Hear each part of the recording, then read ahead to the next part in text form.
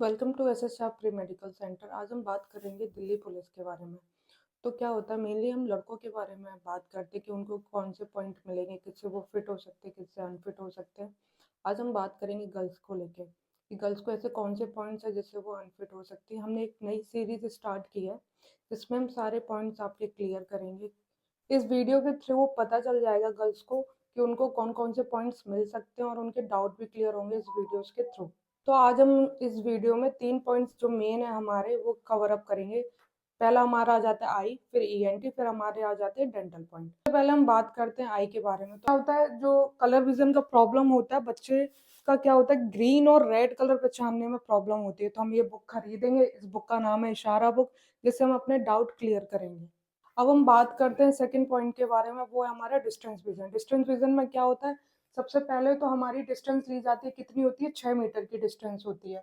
उसमें भी ये अगर दिल्ली पुलिस में है, अगर आप राइटी हैं तो आपकी लेफ्ट आई 6/9 होनी चाहिए, और अगर आप लेफ्टी है तो आपकी राइट आई 6/9 होनी चाहिए। इसमें आपका चश्मा बिल्कुल नहीं चलता है।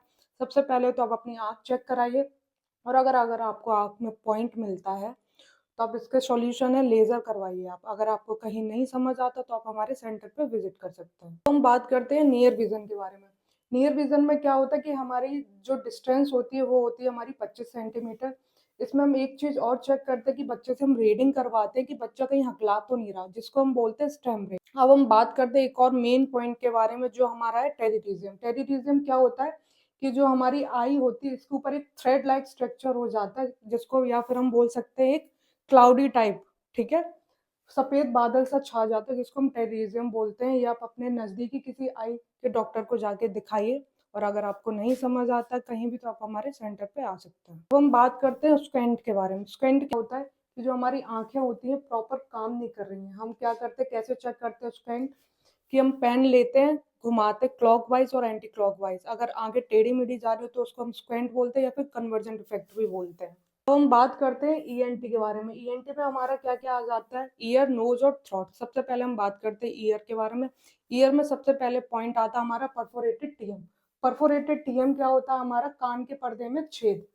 इसके काफी सारे रीजन होते हैं। आपको काफी टाइम से जुकाम है, आपने उसका प्रॉपर ट्रीटमेंट नहीं लिया है, या आप अगर पानी वगैरह आपके कान में चला गया, ठीक है, जिसकी वजह से आपको छेद हो जाता है। अगर आपने प्रॉपर ट्रीटमेंट नहीं लिया तो उसको हम बोलते हैं परफोरेटेड टीएम, ठीक है। दूसरा हमारा पॉइंट आता है स्क्लोरोसिस। अब हम बात करते हैं स्क्लोरोसिस के बारे में। स्क्लोरोसिस क्या होता है कि हमारे कान के पर्दे में सफेद धब्बा सा होना।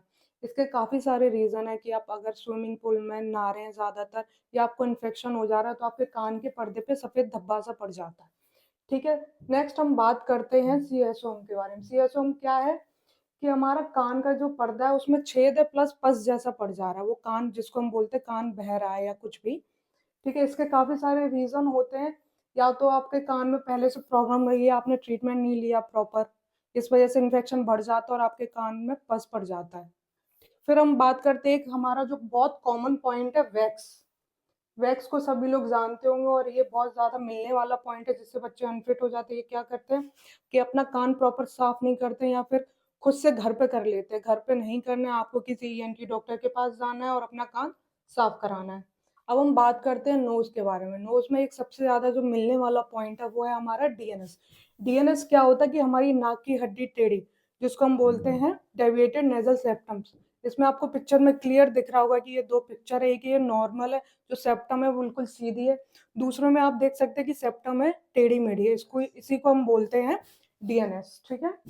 नेक्स्ट हमारा नोज में पॉइंट आता है हाइपरट्रॉफी। हाइपरट्रॉफी क्या होती है, जो हमारी ट्रॉफी होती है उनमें स्वेलिंग आ जाता है। आपको पिक्चर में दिख रहा होगा कि एक तरफ जो ट्रॉफी है बिल्कुल नॉर्मल, दूसरी तरफ ट्रॉफी में स्वेलिंग है, जिसको हम बोलते हैं हाइपरट्रॉफी। नेक्स्ट हम बात करते हैं थ्रोट। थ्रोट में एक हमारा पॉइंट है जिसको हम बोलते हैं टॉन्सिलाइटिस। टॉन्सिलाइटिस क्या होता है कि हमारे जो टॉन्सिल होते हैं उनमें स्वेलिंग आ जाती है, जैसे कि आपको इमेज में दिख रहा होगा, ये हमारा नॉर्मल टॉन्सिल है, ये है टॉन्सिलाइटिस, जिसमें हम देख रहे हैं कि जो टॉन्सिल है उनमें सफेद व्हाइट स्पॉट से पड़ जाते हैं और उनमें स्वेलिंग आ जाती है। तो इस चीज का सॉल्यूशन क्या है, या तो आप गर्म पानी से गलारे करें, नहीं अगर आपका ठीक होता तो आप किसी ईएनटी डॉक्टर को जाके दिखाएं।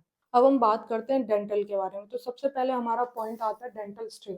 डेंटल स्ट्रेन क्या होता है, ये सबको पता होगा कि हमारे दांत साफ ना होना प्रॉपर तरीके से, जिसको हम बोलते हैं डेंटल स्ट्रेन। इसको क्या करना है, या तो आपको घर पे डेली प्रॉपर ब्रश करना है, अगर आपके दांत, आपका कहीं पानी खराब है या कुछ और रीजन है, तो आप ये डेंटिस्ट के पास जा सकते हैं और अपने दांत साफ करा सकते हैं। ठीक है। सेकंड हमारा पॉइंट आता है रेस्ट्रिक्टेड माउथ। रेस्ट्रिक्टेड माउथ क्या होता है कि हमारा जो माउथ है वो प्रॉपर खुल नहीं रहा है। इसके मेन रीजन होते हैं कि जो लोग ज्यादा टोबैको वगैरह खाते हैं, इस रीजन से भी होता है। ये हम चेक कैसे करते हैं कि रेस्ट्रिक्टेड माउथ है, कि 4 उंगलियां हम बच्चे के मुंह में से डलवा के देखते हैं, अगर वो प्रॉपर नहीं जा रही है तो आपको रेस्ट्रिक्टेड माउथ है। इसके लिए आपको क्या करना है, डेंटिस्ट से जाके मिलना है। नेक्स्ट हमारा पॉइंट आता है कैविटी। कैविटी क्या है, दांत में कीड़ा लग जाना। ठीक है। इसके लिए आपको क्या करना है, फिलिंग करवानी है। ठीक है। अब हम बात करते हैं ओपन बाइट के बारे में। ओपन बाइट क्या है कि जो हमारे आगे का जबड़ा होता है वो खुला हुआ है, वो मिल नहीं रहा है प्रॉपर। जैसे कि आपको इमेज में क्लियर दिख रहा होगा कि ये आगे जो गैप है इसको हम बोलते हैं ओपन बाइट। ठीक है। एक ऐसे ही हमारा एक पॉइंट बनता है डीप बाइट। डीप बाइट में क्या है, जो हमारा आगे का जबड़ा है, आगे के जो दांत है वो नीचे वाले दांत को कवर अप कर लेते हैं ज्यादा, जिसको हम बोलते हैं डीप बाइट। ये डीप बाइट है, ये हमारे नॉर्मल बाइट है। आपको इमेज में क्लियर फर्क दिख रहा होगा डीप बाइट क्या है और ये नॉर्मल बाइट क्या है। नेक्स्ट हम बात करते हैं मिसिंग टूथ के बारे में। मिसिंग टूथ क्या है कि आपका किसी भी रीजन से दांत टूट गया है खेलने कूदने की वजह से, या आपको कैविटी का प्रॉब्लम इतना ज्यादा बढ़ गया है कि वो आपका दांत नहीं रहा है, तो इसका सॉल्यूशन क्या है कि आप दांत को इम्प्लांट करवा सकते हैं किसी भी डेंटिस्ट के पास जाके। नहीं अगर आपको समझ आता है तो आप सेंटर विजिट कर सकते हैं। नेक्स्ट हम बात करते हैं टंग टाई के बारे में। टंग टाई क्या है कि हम बच्चे की जीभ बाहर निकलवा के देखते हैं कि अगर वो प्रॉपर तरीके से बाहर नहीं आ रही है या फिर फोल्ड नहीं हो पा रही है, जिसको हम टंग टाई बोलते हैं। आपको इमेज में दिख रहा होगा ये लाइन, आपको दिख रही होगी कि इस वजह से जीभ बाहर नहीं आती है।